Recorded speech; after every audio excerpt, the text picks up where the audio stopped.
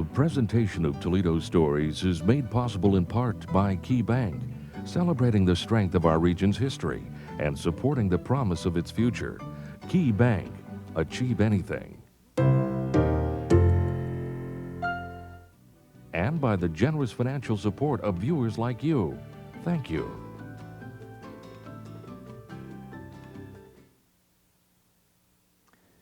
Hello, I'm Timothy Messer-Cruz from the University of Toledo.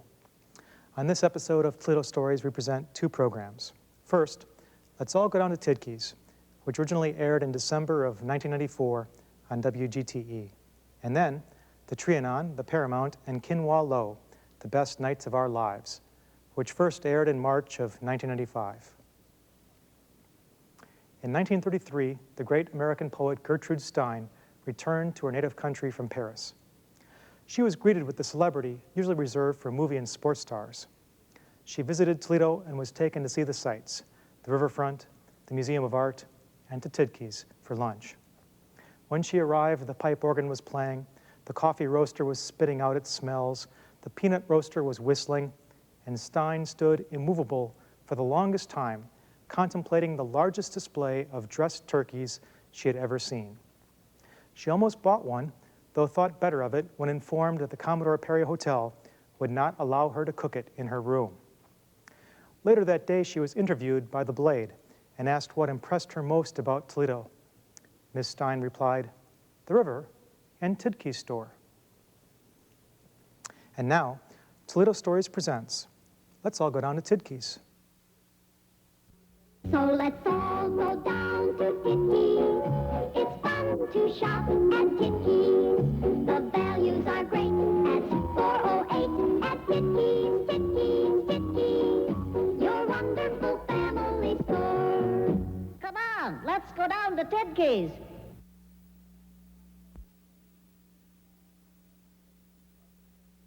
Ask your neighbors about their most recent shopping trip, and chances are they won't remember much. Stores these days are all about the same. But ask Toledoans of a certain age about the last time they shopped at Tidkeys, and it's a whole different story. It was probably 20 years ago, but they remember it like it was yesterday. The sights, the smells, the crowds. 408 Summit Street was a shopper's carnival. It's gone now, but the people who worked and shopped at Tidkeys can bring the store back with just a word or two. I remember donuts, sour cream donuts, and I remember the ice cream. Turn the volume down so my wife doesn't hear. I used to go in there frequently to get their heavenly hash. The huge cheese and the aroma of coffee and the whole atmosphere, the whole nuance called Tidkeys. Gordon Ward moved to Toledo in 1958, but he remembers walking into Tidkeys as fondly as any native. The initial impact, obviously, was the aromas. The moment you walked into the store, here were these magnificent aromas hitting you, and they were smells that other stores would try to disguise. Tidkeys, whether they were doing it with intent or not, used these as a sales tool. I don't even drink coffee. I would have gone back to buy some of that great smelling coffee. In fact, Tidkeys did use aroma as a sales tool. They actually built a system to pump the smell of fresh roasted coffee to the other departments in the store. But they didn't stop with your nose. It was sort of like, as you walked in, it was going like a circus or a carnival midway, of walking down with all the hawkers and all this, the things, everything going on.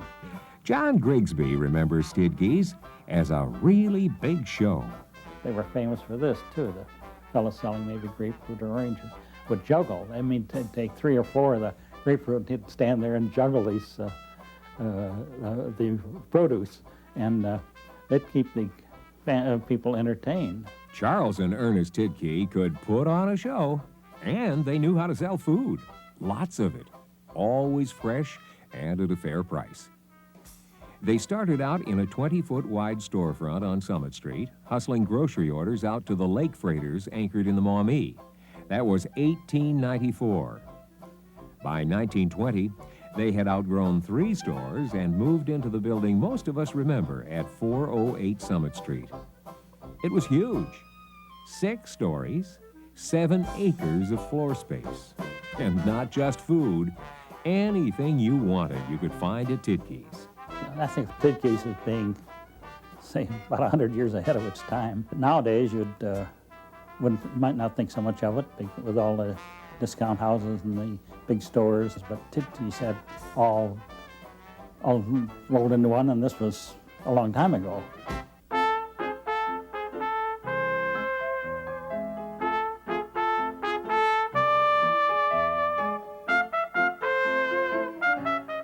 They ground their own coffee. They brought in railroad cars full of fresh fish and sold them right out there on the tracks. And they delivered your order, whether it was $10 worth of meat or a 20-cent sack of potatoes, right to your door. And thanked you for the business. That's what made the Tidkey brothers so successful. Well, that's half of it anyway. They also loved their employees like family, literally. Charles and Ernest each married women who worked in the store. And they felt personally responsible for the well-being of the rest of their staff as well. Even went so far once as to pay off the mortgage of a clerk who was having money trouble. So Tidkeys had some of the most loyal employees you'd ever find. They stayed with the store after Charles and Ernest sold it and kept the Tidkey magic alive. Jerome Kobacker and his brother ran a chain called the Boston Stores, department stores in Buffalo and Columbus. But when they bought Tidkeys in 1925, they knew better than to change the name. Jerome and his son Marvin simply took over the departments that Tidkey brothers had leased to other merchants and then carried on in the Tidkey tradition. If Mr. Kobacker would walk through the store and he decided something was too expensive for his own pocket, he would make him lower the price. He says, so other people can afford it. It's too expensive. Knock the price down. Gene Limpf built floor displays for Tidkeys, and he found out firsthand that the Kobackers cared about their employees just like the Tidkey brothers had. I had a sick spell, and I was off about 9 months, and word got back to them, and I was worried about my job, if I would ever be able to work again. And they sent word to the hospital to me anytime I was able to come back to work, whether it be 6 months from now or a year from now, my job would be there. You worked at Tidkeys, you became part of the store's family. And sometimes, like in Fran Race's case, the store became part of yours. My late husband, Ollie, and I met at Tidkeys. I worked in the produce department, and he worked in the groceries. Our first date was at the cafeteria at Tidkeys. It was at a bingo party. And I remember winning $7 that day. We dated for a year. We were married in June. The following June, I had my daughter, Shelley, and 5 years later, I had my son, Bill, and I owe this all to Tidkeys. All started with Tidkeys.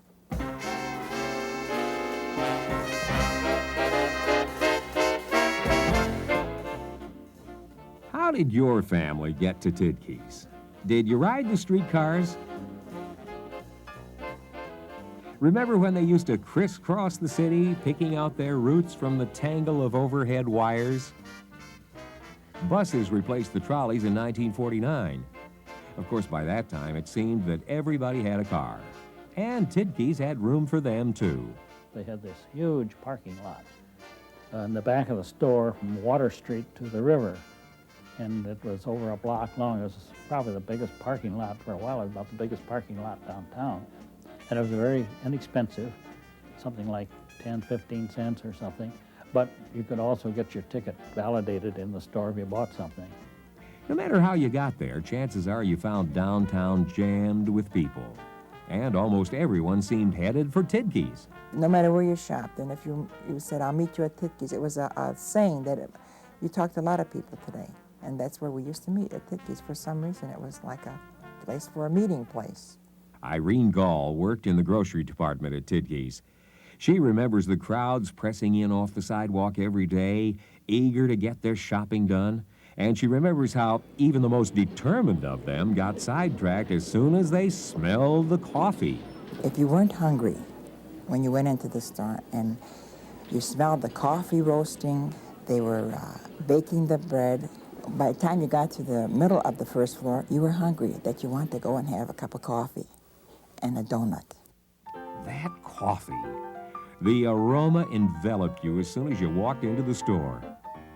What was the secret to that wonderful Tidkey coffee? Well, one thing I made. Geraldine Jefferson worked in the store's Seaway cafeteria. You could really smell the coffee when you walk in Tidkeys, because everybody would talk about, ooh, that coffee sure smells good. And I'd tell them, come on, try it. Tidkey's special blend of coffee was called Parkwood, named for the street in the Old West End where Charles Tidkey lived. Those giant red roasters turned out tons of coffee every year. We recall the smell. Fran Race remembers the sound. Well, when the beans fell down, it was just loud, like stones falling. It was a very loud noise. In fact, I always would tell the girl that worked there to tell me when she was going to do this so I wouldn't jump, because it, you know, it's so loud, it kind of scared me at times. So. The clattering coffee mills, a pipe organ playing favorite songs, crowds of excited shoppers.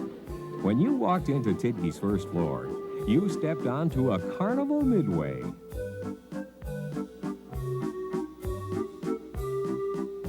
Fantastic fruit and vegetable displays built during the night sprang up at every turn, and in the aisles in between, push carts selling popcorn and potato chips jostled for your attention.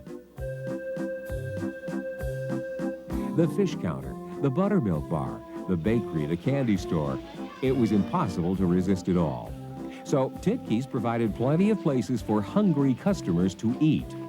A hot dog stand, a soda fountain, and best of all, the Seaway cafeteria. In the cafeteria, you could get buffalo steak. You could get homemade fried rabbit. You could even get on the radio. My old friend Art Berry, who I had known prior to coming to Toledo, did the noontime interview show on WSPD from Tidkey's lunch counter. Someone will come up to me and they'll say, "Didn't you used to be Art Berry?" And I would say, "Yes, I used to be down at Tidkey's." Art Berry was Toledo's premier broadcaster after World War II. He hosted the Summit Conference from the Seaway cafeteria every day at lunchtime for 8 years. Our equipment was hanging from the ceiling, and I walked around with carrying a microphone that was attached onto a pulley or a trolley on the ceiling, and I'd walk up and ask the people the subject, what we were going to talk about. But sometimes they would decide that they didn't want to do that, so about 10 seconds before I'd get there, they would have walked away, and so I would be left with nobody, and that's when ad-libbing experience comes in very handy. He had great interviews, talked with a lot of people. The show came on with a jingle that was corny even then, and cornier still today. Let's go down to Tidkey. There's a world of values at Tidkey. You will find so much to choose from. Yes, Tidkey has it and then some. Now let's go to the Seaway cafeteria at Tidkey's and join Art Berry. Hello and welcome to another session of the Summit Conference in Tidkey's Seaway cafeteria. And a real nice day today. Every once in a while I'll run into somebody now, even some man who might have the start of gray hair, and he will say to me, "My mother used to bring me down to talk to you at Tidkey's on Saturday." And I think, oh boy, just think that's a long time ago. Now and then, when Art couldn't make it, I'd fill in for him on the Summit Conference. And after the show ended, I'd watch mothers and their children head for the upper floors of Tidkey's to continue their shopping. The kids would drag Mom toward the stairs or the escalator trying to get to the toy department on the 4th floor. But before they got there, most of them had to make a stop in the clothing department.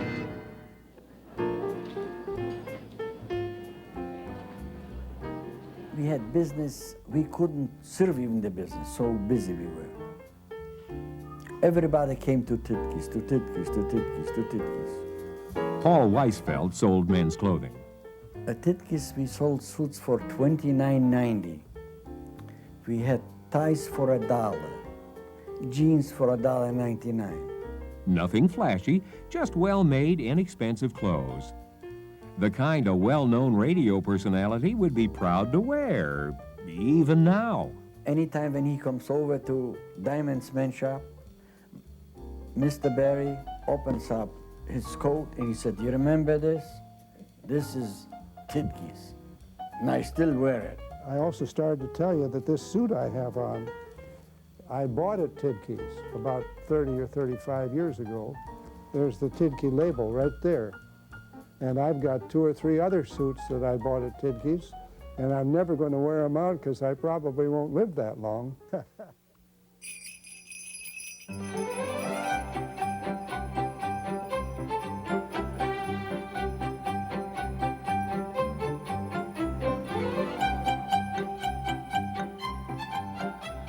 If you have trouble picturing downtown Toledo crowded with shoppers these days, then there's no way you could ever imagine the Christmas rush when Tidkeys and LaSalle's and the Lion Store were in their heyday.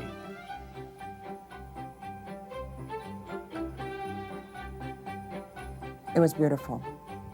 There was cars, people were coming in, and they were shopping. If you didn't come downtown early, say before Thanksgiving, you could hardly get waited on even. In the 40s and 50s, downtown Toledo at Christmas time rivaled many larger cities with the opulence of its fine department stores. LaSalle's Grand Hall looked like the ballroom of a fairy tale castle lit up for the holidays. And in the midst of all the glitter and excitement stood Tidkeys, dressed in its Christmas best, but still unmistakably a store for the people. It was more of for a middle-class store. No, it wasn't Jacobson's. No. And we weren't LaSalle's either. It may not have had the polished elegance of its upscale companions, but Tidkeys had something better: the warmth and tradition of Christmas at home. And a really big piece of cheese. First time I saw that gigantic cheese at Christmas time, I was awestruck. I'm a big cheese lover, and here was, I don't know, a half a ton, maybe a ton of cheese, all in one piece. Never had seen anything like it. And that was unique to Tidkeys. Tidkey's Christmas cheese may be the single greatest shared memory in Toledo.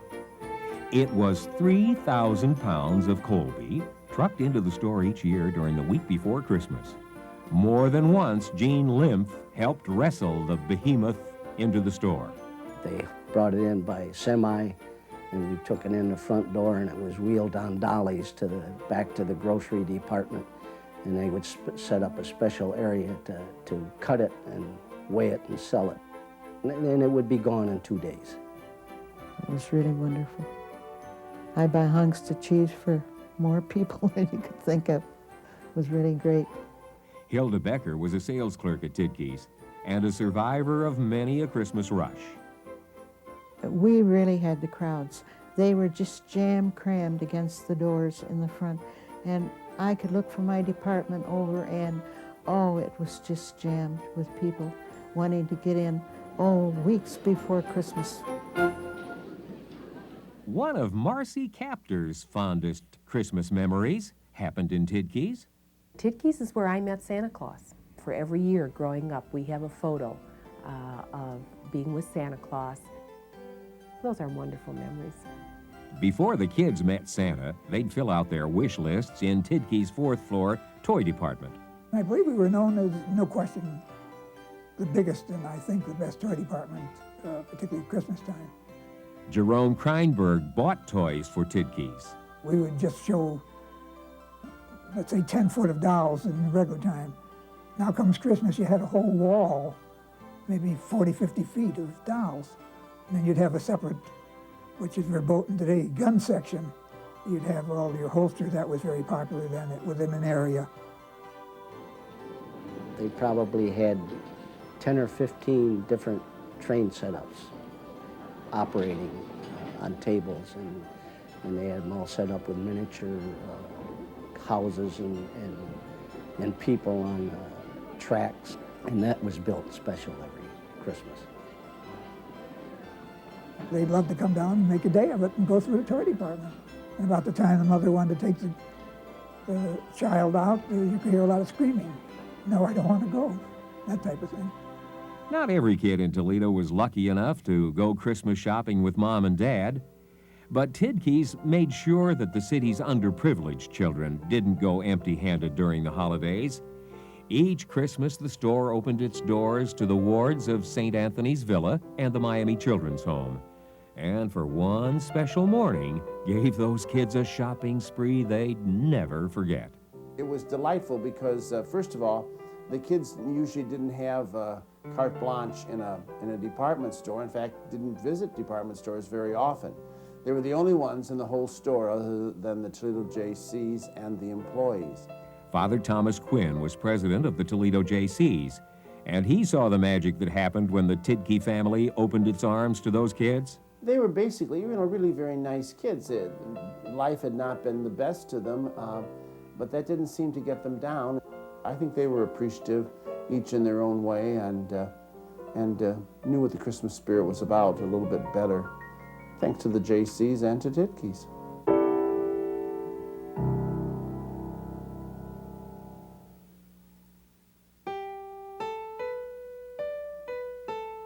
Tidkeys had been there always the same since before any of us can remember. But in 1961, things started to change. The co-backers sold Tidkeys to a new set of brothers, and the store we had grown up with began to look like a stranger. People didn't feel at home like they used to. Maybe have to modernize, but they had too many built-in customers that sort of resented that you took our home away from us. When you went in there, you missed all this food atmosphere, is what I should say. They took all of that out.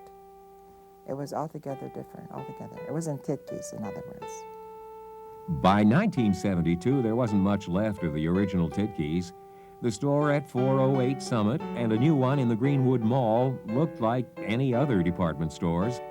The only way you could tell either was a Tidkeys was by the name over the door. But when Federal department stores finally closed the downtown Tidkeys, it still hurt. Oh boy, it was something else. Everybody was just crying and like somebody had died. It was really something, yes. 5 pumper, a small fire in the Tidkey building, Summit and Adams. And on Wednesday, May 7th, 1975, the final act. Tidkeys had always been a carnival, huge, gaudy, entertaining, and it went out big. The last huge crowds that Tidkeys would ever draw overran police and firemen to watch 408 Summit Street disappear behind a curtain of flame. The night it burned, I remember getting up on top of one of the downtown buildings with the 16-millimeter movie camera and taking pictures of it. And I'm somewhat emotional anyway, but even though I had not grown up with the store, I almost had tears in my eyes, knowing that this was the end of an era. It could never again be duplicated.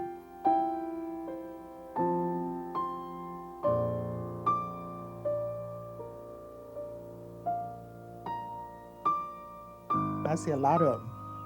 They always come up and say, "Oh, don't you miss Tidkeys?" And I said, "Oh, yeah." They said, "We do too.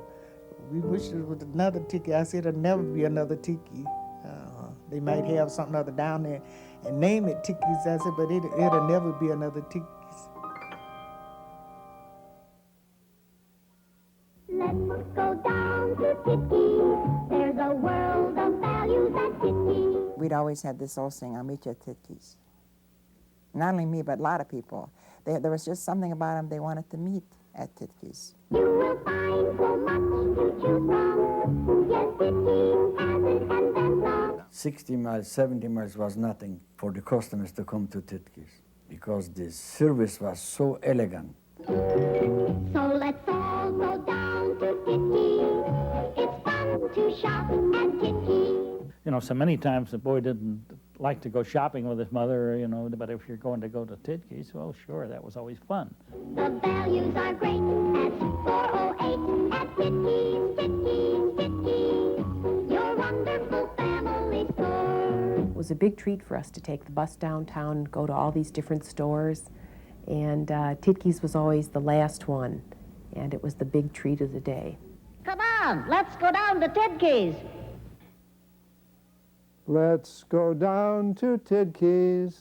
There's a world of values at Tidkeys. The values are great at 408 at Tidkeys, Tidkeys, Tidkeys, your wonderful family store. Come on, let's all go down to Tidkeys. Da, da, da, da. Well, that last part wasn't on there. We'd better not try anymore.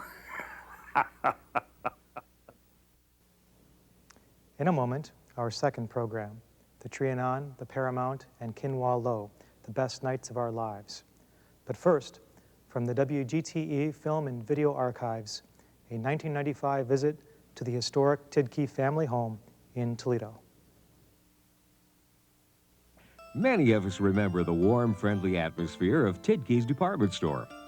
But did you ever have the opportunity to visit the Tidkey brothers at home? In 1910, Ernest Tidkey moved his family into a large 15-room home at 4000 Dorr Street.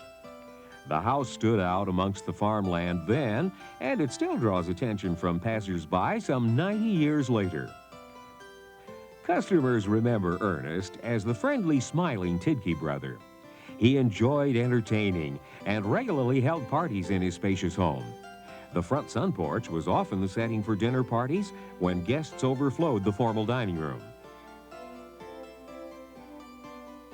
Following the death of Ernest's widow, Mamie Tiedtkes, in 1980, the house was sold to the Dana Corporation, who lovingly refurbished the home's interior and used it to house visiting corporate guests. In the early 90s, it was sold to a private family who have completely restored the exterior. Vintage woodwork and original furniture are visible throughout. But the crowning jewel of this old house is a 1916 Skinner player organ.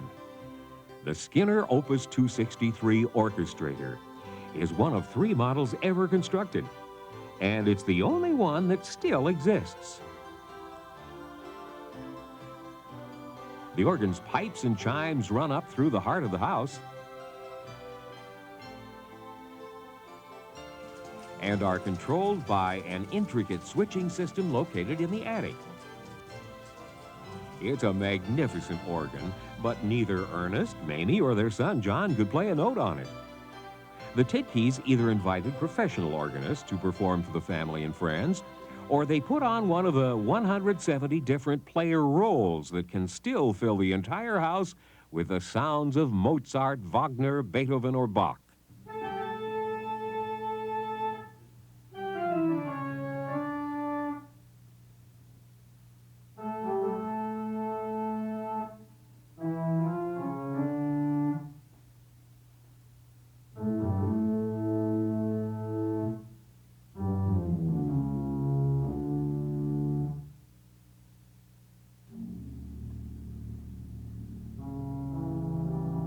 Thanks to the careful restoration and hard work of its owners, the house at 4000 Dorr Street continues to be a shining memento of the Tidkey legacy. And now our second program, the Trianon, the Paramount, and Kinwallow, the best nights of our lives. In 1919, Reverend John Phelan concluded a year-long study of Toledo's movie houses. He learned the city's theaters held 48,000 seats, employed 4 orchestras, 30 piano players, 3 organists, and 508 other workers. What troubled the pastor was that most Toledoans went to the movies at least twice a week. Reverend Phelan held a dim view of the film industry, believing movies were fraught with moral dangers due to their vivid portrayal of the underworld life, sex problems, and the exhibition of the scantily clad, together with stirring scenes of shooting and stabbing.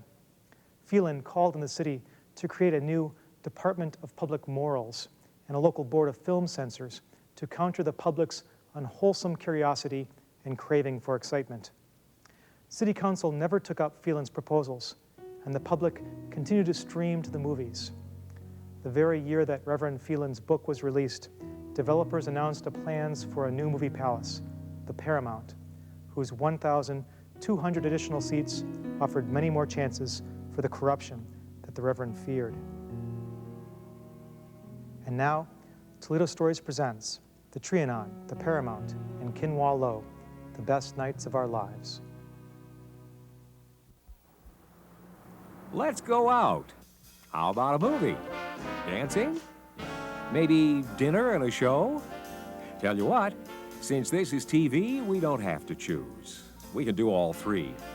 Let's go back to downtown Toledo in the days when you had plenty of choices every time you stepped out. So many choices, in fact, that we can't visit them all. But let's hit some of the hot spots one more time. Remember the Paramount Theater, Kinwallow, the Trianon Ballroom? They were fantasy worlds, elegant and romantic, and we could get in for as little as 15 cents, just the price of a ticket. The nights we spent there were the best nights of our lives.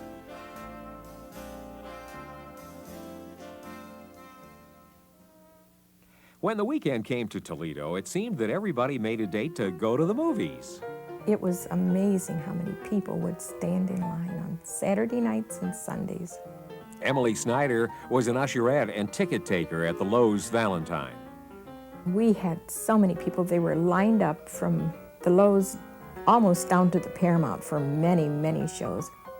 And we had a cash drawer, but I wasn't supposed to bother to even put the cash away. I just punched the tickets up and took the cash and shoved it off to the floor. You had to get them in there fast. You might not recall the last movie you saw downtown, but I'll bet you'll remember where you watched it. Toledo had some spectacular theaters. They called them movie palaces, and when you walked inside, they'd take your breath away. Chandeliers, sculpture, tapestry, and carpet 3 inches deep. You plunked down your money and left Toledo far behind, for at least a couple of hours. There was the Rivoli on St. Clair near Jackson. Not quite as fancy as the others, but always busy. And just across the street from the Rivoli, Lowe's Valentine. It had the biggest stage between New York and Chicago, and it showed MGM films, the spectaculars with all the brightest stars. And of course, there were the Palace, the Princess, the Pantheon. But the one we'll always remember best is the Paramount Theater. It was just awesome. It was just like a picture, and you just walked in, you just felt like a little dwarf or something because the theater was so huge and so beautiful. The Paramount transported Sue Lovett right out of her everyday world when she was a teenager. I still remember the dark red velvet. There was a mezzanine, you know, and there were these boxes on the side, and you just kind of always expected maybe to see the king or the queen or somebody walk in those boxes and sit down. It has to be like an adult maybe going to the Taj Mahal or something today. To a child especially, it was like that. Randy Buckman saw his first movie in the little town of Oak Harbor, but once he'd seen the Paramount, as a young person, you're so used to going to a local movie house. And it's, you know, it's kind of the pits when you reflect back.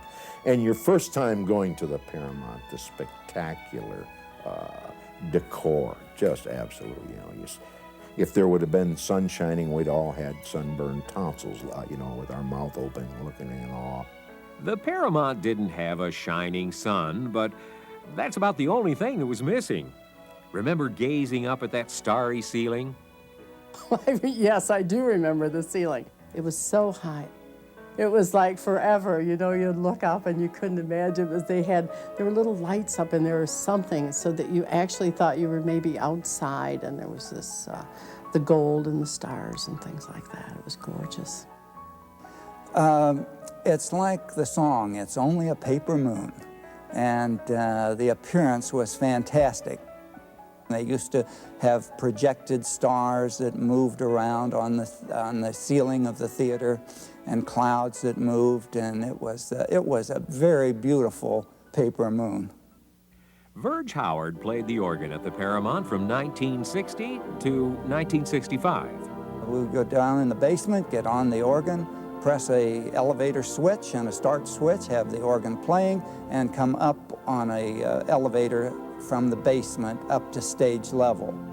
You heard the organ before you actually saw the organist, and it got everybody's attention, of course. And then to see him magically come up out of that pit, what a sight that was.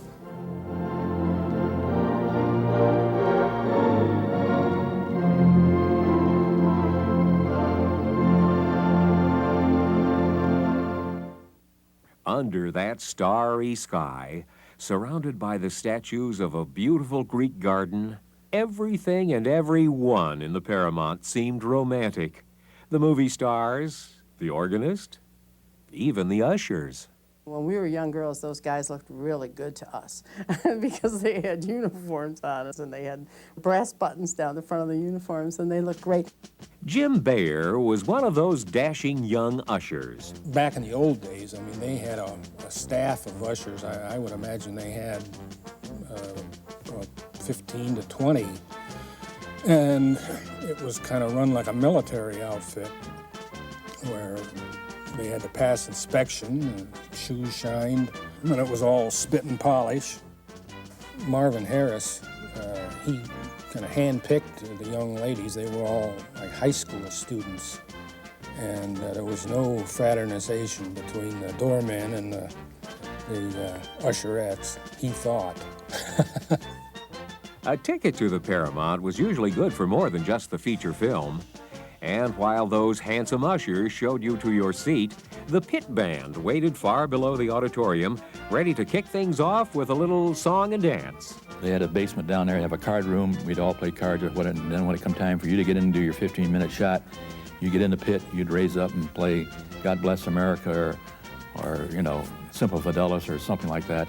Before Jack Runyon led his own big band, he played sax in the Toledo Paramount Stage Band under the Prince of Pep, Paul Spohr. And Paul Spohr with his little sailor cap, he had to wear little sailor caps. He'd dance around and we'd have to play our little thing, and then we'd pause, and then all of a sudden the curtain would open up, and then this big name would come on. The Marx Brothers were there, all of the name, you know, the Three Stooges, anybody that had anything to do with production back in those, like you see in the late movies, would come on. Then we would lower down, we'd be all done, and have to go out and wait for another 2 hours to come back and do another show again. Places like the Capitol Theater and the Esquire featured live entertainment too. Of course, the shows weren't exactly the kind you'd bring Grandma to see. Tom Liggett ran the projectors in many of Toledo's theaters, and once in a while he worked at the Gaiety Theater. And my grandmother used to say, well, where are you working this week? And I said, I'm working at vacations at the Loop Theater. And she'd say, that's nice. Where are you working this week? Well, I'm working vacations at the Royal Theater. Oh, that's nice. Where are you working this week? I'm working vacations at the Gaiety Theater. The Gaiety Theater, what do you do there? Oh, I put the spotlight on the girls when they take their clothes off. Oh, honey, just look at their faces. Sometimes when the guys would go to Toledo in a group, the point of destination was the Capitol and Burlesque. Randy Buckman was, in all other respects, a fine, upstanding 17-year-old. But when it came to sneaking into a burlesque house, he knew every trick in the book. If you shaved, you let it go for a day or two. You wanted to look more of age because that was very important. And if some of you had older brothers, you borrowed their driver's license or something like that to get the rite of passage into the burlesque house. And boy, when you came back, they gave you bragging rights like you couldn't believe. All bragging aside, in those days, even the most risque burlesque act left quite a bit to the imagination. And that's the way management wanted it. Just ask Milt Tarloff. You might remember him as manager of the Trianon Ballroom, but he also worked at one of Toledo's burlesque halls briefly, very briefly. I was electrician then at the town hall, and one of the girls, strippers, had finished her act, and she yelled for tights, and I thought she said lights. I gave her lights, and I lost my job. As time went on and the movies took over in most of the downtown theaters, live entertainment bowed out. Lucky for us, there were plenty of supper clubs where $2.75 would buy you a great meal and a floor show. We had Casey's, the Bonton, the Crescent Club, and the Dells. But for sheer romance and oriental mystique, nothing beat Kinwallow on Cherry Street. I didn't know what wonton soup was or egg foo young, but it sounded good, so we would go ahead and order that, and it was just that experience. Well, once you had it, then you were a big timer back home. Kinwallow means lovely flowering palace. We went there for our first grown-up dinner dates, usually after the prom. And it was just like in the movies. You've got to remember what the movies were of the late 30s and the 40s, and the real big thing in the musicals was the dancing, the Fred Astaire, Ginger Rogers, and here you were in the same kind of setting, and you just, great feeling, great feeling. And all for just a couple of dollars. They treated us as if we were a $200 spender. And we were always looking for the cheapest thing on the menu. And maybe we would nurse a Coke, maybe 2 Cokes a night. That would be the limit. But they treated us as if we were out there spending $150, $200. Because we knew that they were going to be our future customers. Betty Hong's family ran Kinwallow, and they knew how important prom night was. They would have saved their money up, and they would come in for their steak dinners or their Chinese food. And it was really something that they looked forward to. At Kinwallow, they knew that if you treat customers right the first time, they'll come back. And we did. Of course, the times being what they were, we didn't have all that much more money when we did return. Years ago, we would charge 50 cents cover charge for these acts that we called in, and people complained because it was a 50 cents cover charge. And then when we had a name act, we would charge $1.50. And there were still quite a few complaints, even for people like Ella Fitzgerald. Despite the complaints, all the big names came to Kinwallow, and the club's floor show became one of the biggest in Toledo. One night, it even brought down the house. Another thing that we had at the restaurant was a hydraulic stage. It would rise. At the time of the show, it would come up and be as high as the bandstand. And there were acts, adagio acts, or some dancers who would have a little trouble. We did have one man who weighed over 400 pounds, Tiny Tiggs. And he got out there and started to dance, and the whole floor fell, and that was a shock to everyone. The dance floor at the Trianon Ballroom was much sturdier than Kinwallow's, which was good, because it seemed half the city was dancing on it every night. We all went to the Trianon because we loved to dance, and because the price was right. A night of dancing and romance cost 25 cents. Less if you had a coupon. We sent out thousands of coupons that took you into the Trianon for 15 cents on a Wednesday. And we called it Appreciation Night. Of course, I told everybody, as those that appreciated me could come in. Before Milt Tarloff had his moment in the spotlight at the Town Hall Theater, he managed the Trianon. On Monday night, at the Trianon, we had a Walton bread night, We had tickets put in Walton Bread in Toledo, and instead of only a 15-cent admission if you had that coupon. And if you were really enterprising, like Julius Boxy Boxenbaum, you could save a little dough on the bread. A lot of times we didn't have money, we didn't buy bread. We used to go out Door Street and sneak around the side, and the guy used to give us tickets so we wouldn't have to buy no bread. So we'd get in there.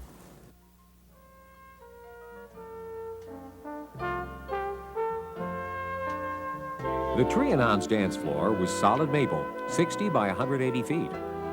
And on Wednesday nights, 1,500 people swirled across it in a shower of diamonds from 2 giant mirror balls. It was easy to fall in love at the Trianon. Go ahead, tell him how handsome I was and everything. Yeah, he was handsome. Oh, I told him he smelled good. I remember that. Yeah. Ray and Val Vorderberg succumbed to the magic of the Trianon 50 years ago. You usually dance with bing, bing, bing, bing right down the line, sort of like that. Except for her, why I seen her off the distance there, and then when I met her, why, that was my dancing partner right there. A lot of our friends that went down there, they married, married each other, yeah. I say there were more marriages that were brought about by the Trianon Ballroom than any other single thing in Toledo, Ohio. And I'm sure of that. It must have been the music. As you desire me, so shall I come to you. Where you want me, so shall I be. That's Eddie Church. Be it forever, or be it just today. As you desire me, let come what may. Eddie Church led the Trianon House Band in 1946 and 47. He played the clarinet and the sax. But when he crooned a love song, things really heated up, much to his wife's amusement. I hate to brag about it, but I was very well accepted as far as vocals were concerned, and had a lot of fans, especially a lot of the young ladies, which my wife could tell you about.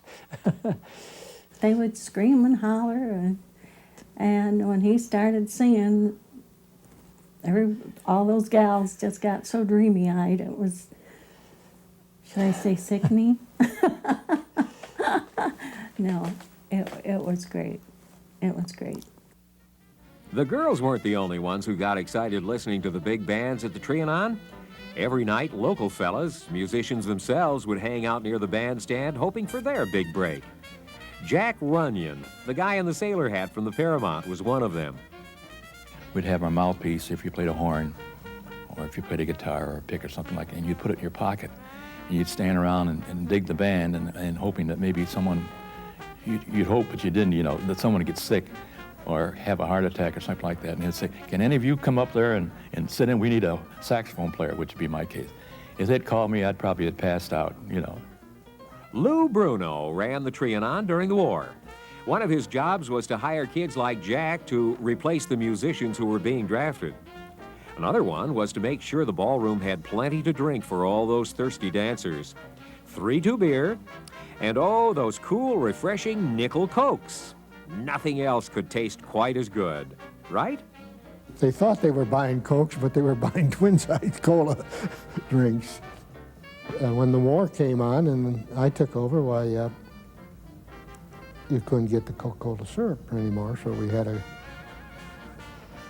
to go to some sort of a cola drink, and we went to twin-size cola. That was it.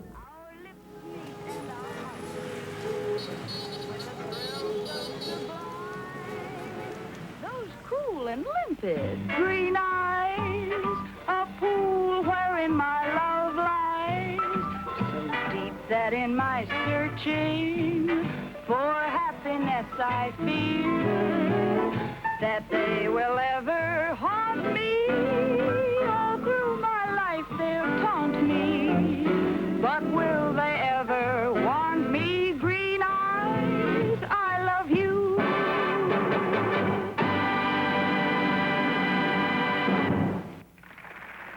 If you wanted great music, the Trianon had all the stars. Toledo's own Helen O'Connell sang there with Jimmy Dorsey's band. Benny Goodman played for the Jitterbugs. And when Glenn Miller came, 3,000 people packed around the bandstand just to listen to him play. But that was an exception. Most of the time, we went to the Trianon not to listen, but to dance.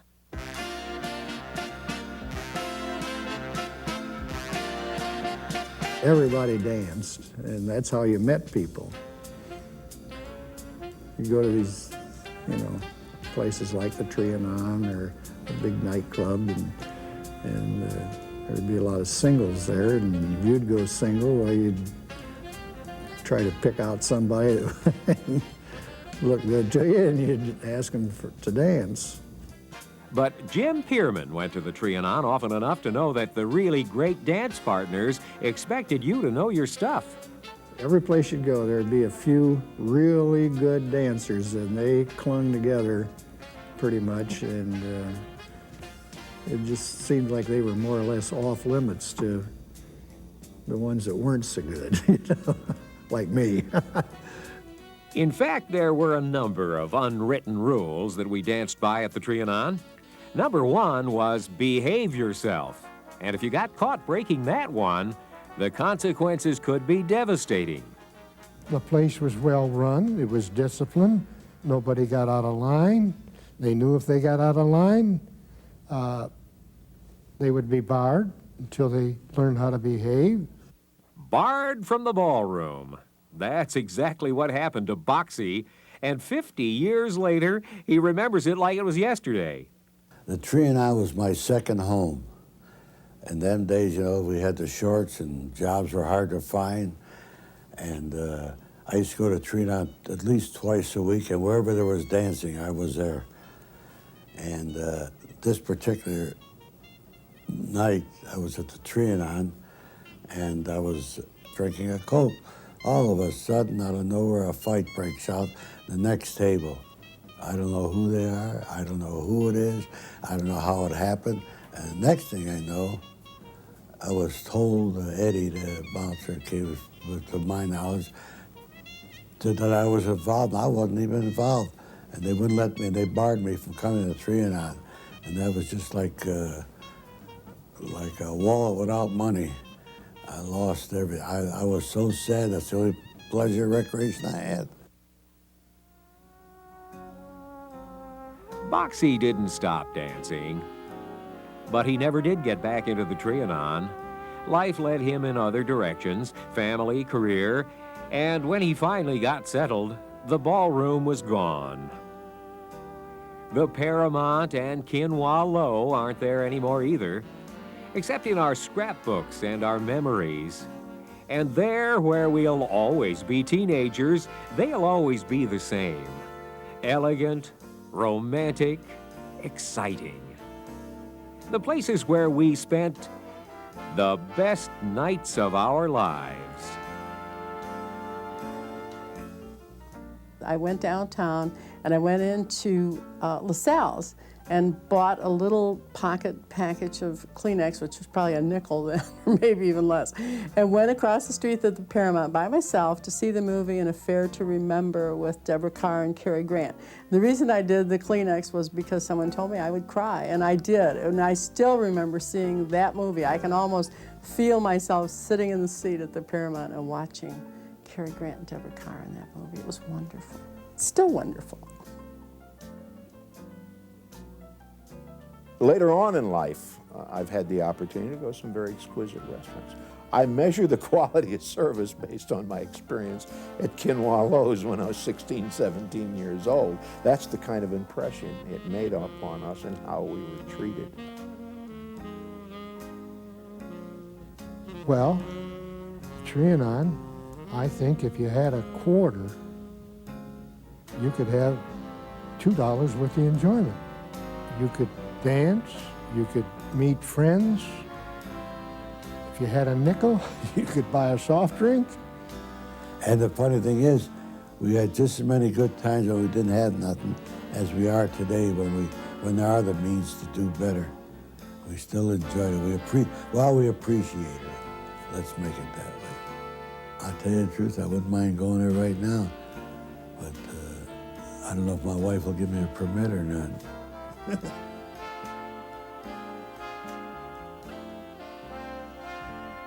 Anyway, I was having a Coke, minding my own business, my last nickel. All of a sudden, a fight occurred next to me, two guys, and the fight, one of them fell against the table, and lo and behold, the next time I looked up, Eddie's got me by the shoulder, by my arm, and taking me out to the exit. And I'm pleading my case, but I think Eddie was hard of hearing at the time, and he wouldn't listen to me, and that was the end of me. And out I went.